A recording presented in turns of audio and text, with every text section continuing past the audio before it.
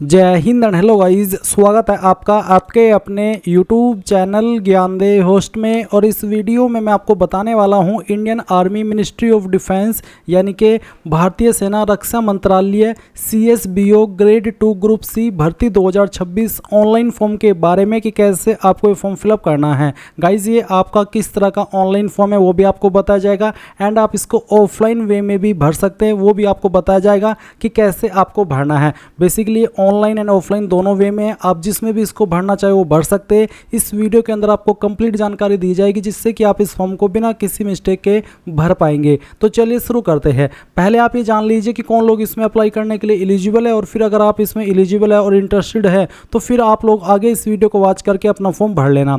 Guys अगर आपने अभी तक वीडियो को लाइक शेयर नहीं किया हो तो कर दे और चैनल को सब्सक्राइब करके बेल आइकन ऑन कर ले। फिर जो लिंक मैंने आपको इस वीडियो को डिस्क्रिप्शन में दिया है ओपन करना अनिवार्य है। ये सभी को ओपन करना अनिवार्य है। फिर से सुन लीजिए, अगर आपने इसको ओपन नहीं किया तो फिर आप ये फॉर्म भर ही नहीं पाएंगे। इसलिए जो लिंक इस वीडियो को डिस्क्रिप्शन में दिया है ये आप ओपन कर ले। इसको ओपन करने के बाद आपको जानने को मिलेगा कि इसमें गाइज 190 पोस्ट निकाली गई है एंड गाइज आप लोग इस फॉर्म को 2 मई से लेकर के 31 मई 2026 तक भर पाएंगे। फिर आप यहाँ पर देख सकते हैं पोस्ट का नाम दिया गया है, कौन सी कैटेगरी में कितनी वैकेंसी निकाली गई है वो आप यहाँ पर चेक कर सकते हैं। अप्लाई करने के लिए किसी भी कैटेगरी कैंडिडेट से कोई फीस नहीं ली जाएगी। इसके अलावा बात करें कि अप्लाई करने के लिए क्या क्वालिफिकेशन चाहिए इस बारे में तो आप देख सकते हैं कि यहाँ पर आपसे मैट्रिक यानी कि 10वीं की योग्यता मांगी है। साथ ही कहा है कि proficiency in handling private board exchange यानी कि PBX बोर्ड, जो PBX बोर्ड है वो हैंडल करने का जो आपको प्रोफिशिएंसी है वो होना चाहिए।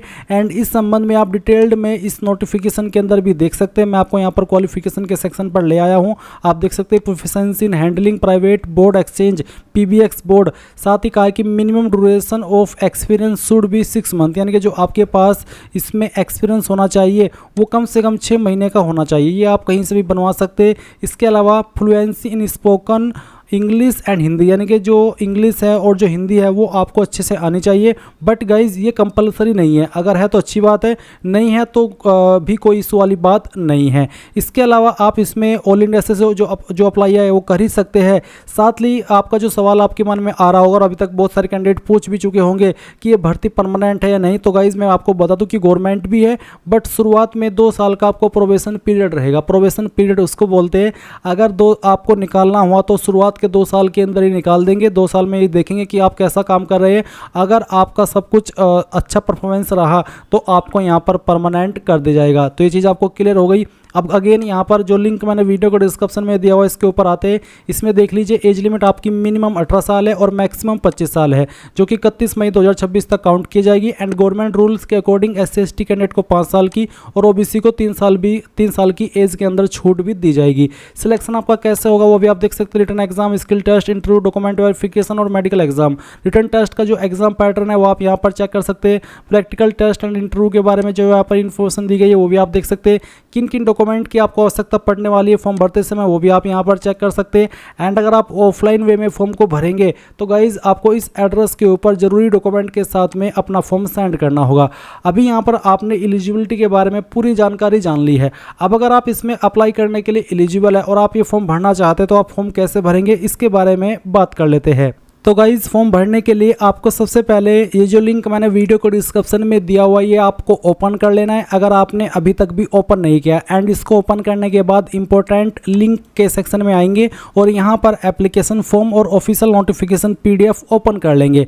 जब आप ऑफिशियल नोटिफिकेशन PDF ओपन करेंगे आपके सामने PDF आएगा। इसमें आप देख सकते हैं कि आपको इसमें ये बोला है कि आप जब अप्लाई करेंगे तो अप्लाई करके आपको सभी डॉक्यूमेंट के साथ में इस एड्रेस के ऊपर अपना फॉर्म सेंड करना होगा। और फॉर्म भरने की लास्ट डेट 31 मई है तो 31 मई 2026 तक आप इस फॉर्म को सेंड कर सकते हैं। इसके अलावा interested candidates are required to submit their application form through the official email ID यानी कि कुछ कैंडिडेट को अगर ऑनलाइन फॉर्म को फिल करना है ऑफलाइन के अलावा तो उनको यहाँ पर अपना फॉर्म फिल करके इस ID के ऊपर सेंड करना होगा जो कि ईमेल ID है और इसके ऊपर भी आपको सेंड करना जरूरी है। गाइज मैं आपको सभी को सजेस्ट करूँगा कि आप इसको ऑनलाइन वे में ही फिल करें क्योंकि इसमें ऑनलाइन ऑनलाइन एंड ऑफलाइन दोनों बोला है। अगर आप ऑफलाइन नहीं भी फॉर्म को भेज रहे हैं और आपने ऑनलाइन अप्लाई कर दिया तो भी आपका फॉर्म वैलिड माना जाएगा। तो ये चीज़ आपको समझ आएगी क्योंकि आप यहाँ पर देख सकते हैं स्केड्यूल में बोला है कि opening date and time of online application, तो इन्होंने ऑनलाइन एप्लीकेशन को ज़्यादा महत्वता दी है। अब थोड़ा सा नीचे आएंगे तो यहाँ पर आपको जो मैंने इन्फॉर्मेशन दी थी अभी एलिजिबिलिटी के बारे में वो चेक करने को मिलेगी। इसके बाद में फिर जब आप यहाँ पर थोड़ा सा स्क्रॉल करके नीचे की तरफ आएंगे तो आपको यहाँ पर ये जानने को मिलेगा कि आपको फॉर्म कैसे सबमिट करना है। तो how to submit online application, आपको यहाँ पर candidates are requested to read them carefully, basically यहाँ पर इंस्ट्रक्शंस आपको दिए हैं। तो आप क्या करेंगे, सबसे पहले फॉर्म भरने के लिए वो जान लीजिए। गाइज आपको क्या करना है, आपको बोला है कि ओपन दी फॉर्म, आपको ये जो पीडीएफ है ये अडोब एक्रोबैट रीडर ओनली इसके अंदर ओपन करनी है।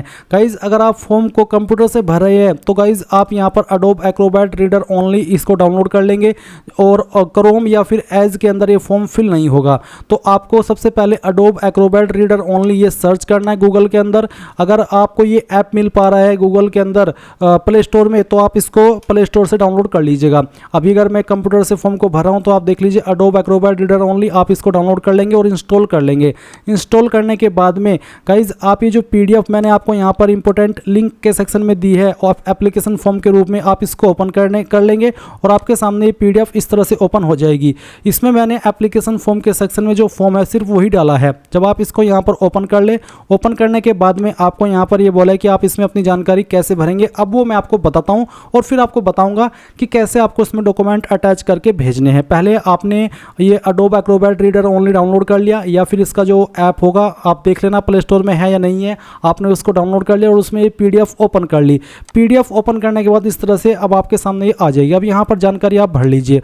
तो सबसे पहले आपको बोला है यहाँ पर जानकारी भरने को, आपका नाम जो कि आपको बड़े अक्षरों में फिल करना है और 10वीं के सर्टिफिकेट के अकॉर्डिंग फिल करना है। तो यहाँ पर पूरा नाम आप डाल दीजिए। फिर यहाँ पर जो अभी आपका फादर नेम है वो आप यहाँ पर एंटर कर देंगे। अगर आपकी शादी हो चुकी है तो आप पति का नाम डालेंगे। उसके बाद आपको यहाँ पर आपकी माताजी का नाम देना है। इसी के साथ गाइज आपको यहाँ पर बोला है फोटो और साथ ही कहा कि attach photo as separate JPG file with email. Basically ये जो अडोब एक्रोबैट रीडर है इसमें प्लान लेना पड़ता है। अगर आप इसका पेड प्लान लेंगे तो ही आप यहाँ पर इसमें फ़ोटो अटैच करते हैं। इसलिए इन्होंने क्या कहा है, इसलिए इन्होंने आपको पहले ही बोल दिया है कि आप फ़ोटो अटैच तो कर नहीं सकते। इसलिए जब आप ये फॉर्म भेजेंगे हमें ईमेल आईडी के ऊपर तो वहीं पर अलग से अपना जो फ़ोटो है वो अटैच कर देना। तो आपको एक फ़ोटो यहाँ पर जब आप फॉर्म को सेंड करेंगे वो मैं आपको बताऊंगा कि कैसे करना है, तो वहाँ पर अलग से अटैच कर देना है और वो फ़ोटो 3 महीने से पुराना नहीं होना चाहिए।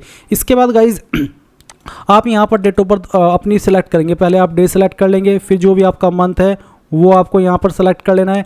आज मेरा बर्थडे है तो मैंने वैसे ही बता दिया क्योंकि मैं अभी फॉर्म भरा था तो मैंने आपको बता दिया। जो भी गाइज आपका यहाँ पर बर्थ ईयर है वो भी आपको यहाँ पर सेलेक्ट कर लेना है इस तरह से, जैसे कि मैं आपको सेलेक्ट करके दिखा रहा हूँ। उसके बाद यहाँ पर जो भी आपका जेंडर है वो आप सेलेक्ट कर लेंगे, मेल फीमेल या अदर। उसके बाद फिर आप देखेंगे एज आपकी कितनी होती है age on closing date of received of application, यानी कि इस फॉर्म को फिल करने की लास्ट डेट तक आपकी उम्र कितनी होती है वो आपको यहाँ पर बतानी है। अभी आप कैसे कैलकुलेट करेंगे वो मैं आपको बताता हूँ। आप क्या करेंगे, गूगल के अंदर आना और सर्च करना एज कैलकुलेटर। जब आप एज कैलकुलेटर सर्च करेंगे तो पहले वाली वेबसाइट आएगी, इसको ओपन कर लेना। उसके बाद में आपको यहाँ पर जो आपके डेट ऑफ बर्थ है वो सिलेक्ट कर लेनी है। पहले आपको पहले मंथ फिर डे और उसके बाद में जो भी ईयर है वो आप यहाँ पर इस तरह से डाल देंगे और आपको जो एज काउंट करनी है वो करनी है 31 मई 2026 तक, क्योंकि इस फॉर्म को फिल करने की लास्ट डेट 31 मई 2026 है। तो आप यहाँ पर कैलकुलेट इसके ऊपर क्लिक कर देना एंड देन आपकी उम्र निकल के आ जाएगी। जैसे कि आप देख सकते हैं 23 ईयर 0 मंथ 29 डे। तो जो भी यहाँ पर आए वो आपको यहाँ पर अब फिल करना है। तो कैसे फिल करेंगे जान लीजिए। अब यहाँ पर मेरे सामने 23 है, मैंने इसमें 23 लिख दिया, फिर यहाँ पर 0 मंथ और उसके बाद में 29 डे। इस तरह से आपको यहाँ पर ये भर देना है। उसके बाद आती है कैटेगरी एंड एलिजिबिलिटी। तो यहाँ पर आपकी कैटेगरी कौन सी है, वो जो भी आपकी कैटेगरी जैसे कि जनरल हो, SC हो, ST हो, OBC हो, जो भी है वो आप यहाँ पर सिलेक्ट कर लेंगे। अगर आप SC ST OBC है या EWS है तो जो आपका कास्ट सर्टिफिकेट है उसकी फोटोकॉपी आपको इस फॉर्म के साथ अटैच करनी होगी। अब पूछा है कैटेगरी अप्लाइड अंडर, जैसे कि यहाँ पर OBC है तो आप OBC में अप्लाई कर रहे हैं या फिर आपको किसी और कैटेगरी में अप्लाई करना है। जो जनरल है वो तो जनरल में ही अप्लाई करेंगे, बट जिनकी कैटेगरी SC ST है वो चाहे तो अपनी कैटेगरी में भी अप्लाई कर सकते हैं या जनरल में भी अप्लाई कर सकते हैं। तो मैं यहाँ पर OBC में ही अप्लाई कर लेता हूँ। इसके बाद गाइज आप यहाँ पर नीचे की तरफ आएंगे और उसके बाद देखेंगे एक्स सर्विसमैन। अगर आप है तो आपको यस कर देना, नहीं तो आप नो कर देंगे। फिर आता है पर्सन विद बेंचमार्क डिसेबिलिटी, यानी क्या विकलांग अगर है तो आपको यहाँ पर यस करना होगा, नहीं तो आप यहाँ पर नो कर दीजिए। फिर आप यहाँ पर थोड़ा सा नीचे आएंगे, रिलीजन और नेशनलिटी में आपको यहाँ पर बताना है आपकी नेशनलिटी क्या है। तो पहले तो आपको यहाँ पर नेशनलिटी में INDIN इंडियन लिख देना है, और रिलीजन आपका जो भी है वो रिलीजन भी आपको यहाँ पर इस तरह से एंटर कर देना है, हिंदू, मुस्लिम, सिख, ईसाई, जैन, बौद्ध, जो भी है वो आप यहाँ पर लिख दीजिए। उसके बाद आता है कॉन्टैक्ट डिटेल। तो आपको आपका मोबाइल नंबर डालना है 10 डिजिट का, अगर लैंडलाइन नंबर भी आप यूज करते तो वो भी आप यहाँ पर डाल दीजिए, नहीं तो आप इस ऑप्शन को खाली छोड़ सकते हैं। फिर परमानेंट एड्रेस एज पर आधार के अकॉर्डिंग जो भी आपका परमानेंट एड्रेस है वो आप यहाँ पर फिल कर देंगे, जैसे कि house, flat number, street, village, taluka, जो भी है वो आप यहाँ पर डाल देना। जैसे कि मैं यहाँ पर डेमो के लिए फिल करके आपको दिखा देता हूँ। इसके बाद आप यहाँ पर जो आपकी स्टेट है वो सिलेक्ट कर लेंगे, जो भी आपकी स्टेट है वो आपको यहाँ पर इस तरह से सिलेक्ट कर लेनी है। एंड देन जो आप वही आपका पिन कोड है वो भी आपको यहाँ पर डाल देना है।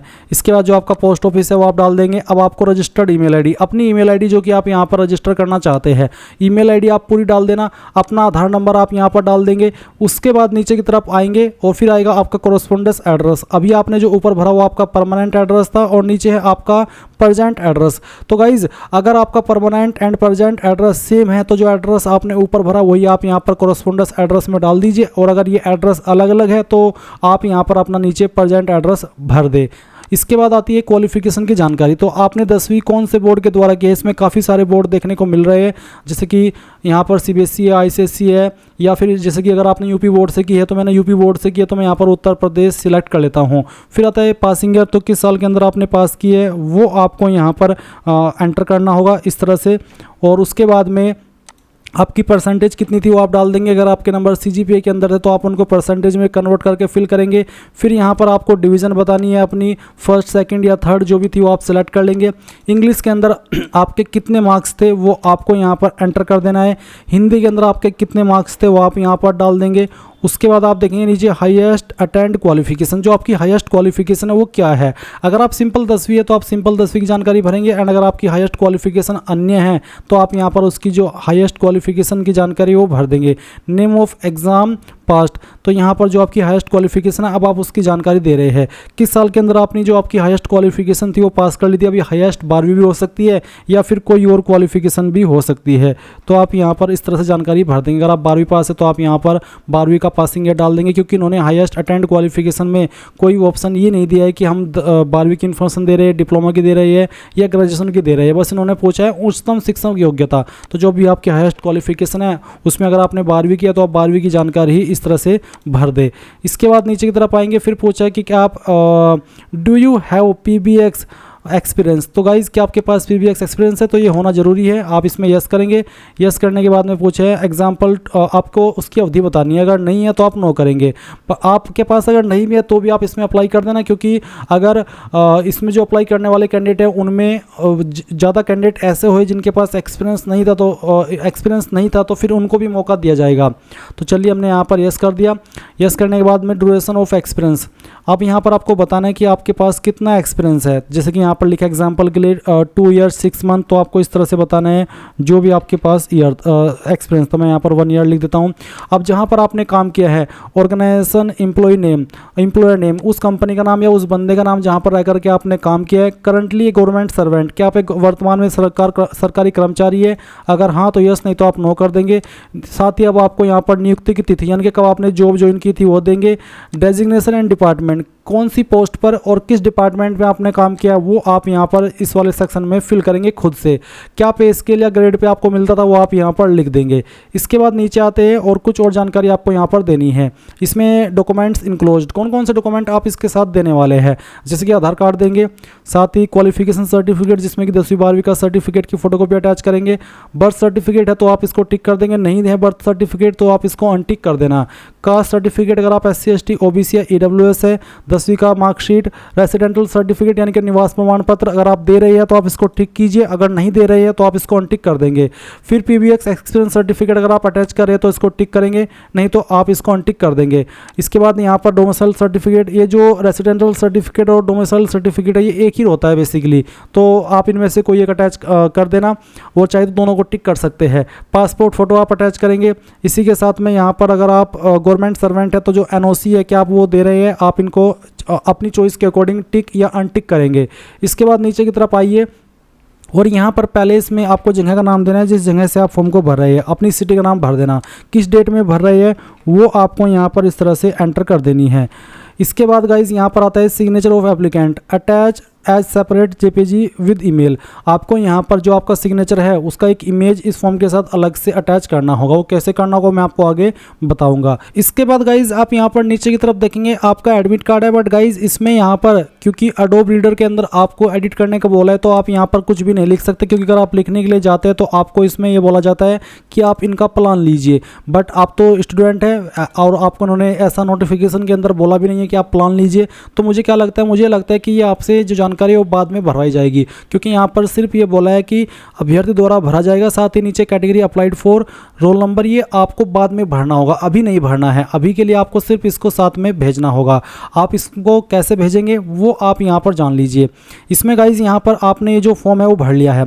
अब फॉर्म भरने के बाद में जो डॉक्यूमेंट्स आपने यहाँ पर टिक किए हैं उन सभी डॉक्यूमेंट के साथ में इस फॉर्म को आपको भेजना है। कैसे भेजना है वो आप यहाँ पर जान लीजिए। अभी जो आपने फाइल भर ली है इसको आपको डाउनलोड करना है। डाउनलोड कैसे करेंगे वो आप यहाँ पर समझ लीजिए। तो आप पहले तो कंट्रोल एस का इस्तेमाल करेंगे। कंट्रोल एस का इस्तेमाल करके आपको इसको सेव कर लेना है अपने मोबाइल के अंदर या फिर अपने सिस्टम के अंदर।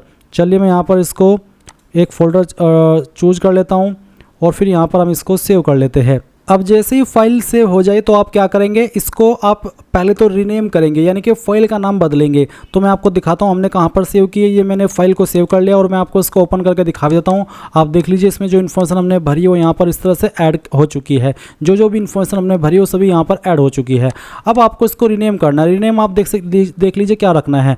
आपको CSBO_ योर फुल नेम ये देना है। आपको एग्जाम्पल भी दे दिया इस तरह से। चलिए मैं आपको भी दिखा देता हूँ कि किस तरह से करना है। आपको यहाँ पर क्या करना है, मैं इसको रीनेम करता हूँ। CSBO के बाद में यहाँ पर आपको योर फुल नेम, यानी कि वो नाम जो आपने इस फॉर्म के अंदर भरा है इस तरह से बिना स्पेस दिए, और फिर आप इसको एंटर कर देंगे। ये जो फाइल है वो आपकी दिए गए नाम के अंदर बन जाएगी। मैं इसको इस तरह से ट्राई करता हूँ। ये देख लीजिए CSBO और नाम और उसके बाद में PDF, इस तरह से आप इसको रीनेम कर लेंगे। आपने फाइल रीनेम कर ली है, यानी कि आपने इस फाइल को जो नाम आपको देने को बोला है वो दे दिया है। और देने के बाद में गाइज़ आप यहाँ पर देख लीजिए आपको क्या डेमो दिया गया है। इसमें गाइज़ राजेश कुमार जैसे कि लिखा है, तो आपको इसमें थोड़ी सी गलती हो गई है। आपको यहाँ पर नाम में नीचे की तरफ अंडरस्कोर लगा देना है, क्योंकि ये लगाने के लिए आपको बोला है इस तरह से। चलिए हमने इसको सही कर लिया। आप देख लीजिए जैसा उन्होंने हमें बोला है हमने उसके अकॉर्डिंग ही फाइल को नाम दे दिया है।